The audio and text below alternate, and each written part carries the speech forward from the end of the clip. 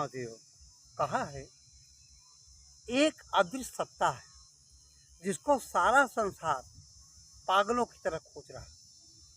वही देख रही है, वही सुन रही है, वही खा रही है, वही खिला रही है। शरीर के अंदर का सारा काम वही एक शक्ति करती है, लेकिन मात्र उसके अस्तित्व को स्वीकार कर लेना काफ़ी नहीं है। उसको देखना है कौन सी शक्ति है। अगर उसको देख लिया तो सब कुछ जान लिया। कबीर साहब कहते हैं कि कबीरा एक जानिया तो जानो सब जान, और जो यह एक न जानिया तो सभी जाना जान। कि उस एक शक्ति को अगर जान लिया तो सब विद्या जानी हुई हो जाएगी। अगर उसको नहीं जाना, कुछ न जानने का सदृश हो जाएगी। वो तुम्हारे अंदर है। इसलिए कहा है सोना, मैथुन करना और खाना ये सब प्राणियों में एक समान है, परंतु ज्ञानवान मनुष्य कहा जाता है और जो ज्ञान से हीन है वह पशु कहा जाता है। पशु में भी ज्ञान है लेकिन उसको समझ में नहीं है, ज्ञान नहीं है। आप महापुरुष एवं सत्पुरुष क्यों नहीं हो सकते? आप थोड़ा धीरज धारण कर, गंभीरतापूर्वक सोच समझकर स्वयं एकांत में बैठकर निर्णय लेंगे तथा स्वयं से एक बात पूछे कि आज क्या वह परम सत्ता नहीं है? आज वही सत्ता है। उसी की खोज के लिए सारा संसार परेशान है।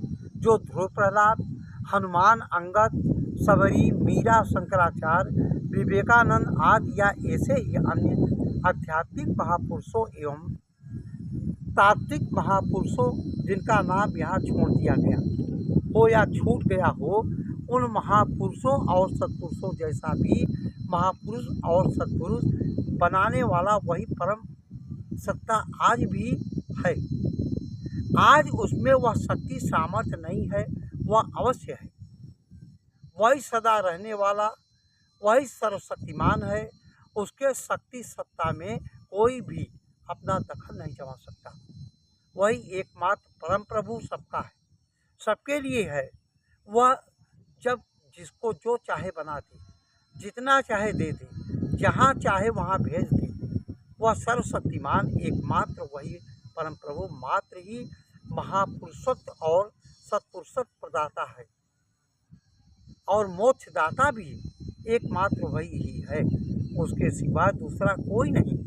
किसी को कुछ भी बना देता है। अधिकार एकमात्र परम प्रभु का और सदा सदा सर्वदा परम प्रभु में ही रहेगा। लोग प्राय क्यों नहीं? सारा संसार अपने मनमति के द्वारा पूजा करता है। अज्ञानियों की बुद्धि अनंत शाखा वाली होती, जहाँ अटक गई वह पूजा करना शुरू कर दिया। धर्मशास्त्र से कोई लेना देना नहीं है। पूजा आंतरिक है, पूजा अंदर चल रहा है, तुम्हारे अंदर। उसको समझ करके बिना सद्गुरु के पास गए ये तत्व मिल नहीं सकता। रामचरितमानस में, गीता में इसी का वर्णन किया गया है। इसलिए क्यों समय को बर्बाद करते हो? किसी तत्वदर्शी के पास जाइए और आत्मिक ज्ञान को प्राप्त करके अपने घर में मंथन करिए। बोलिए हर हर महादेव।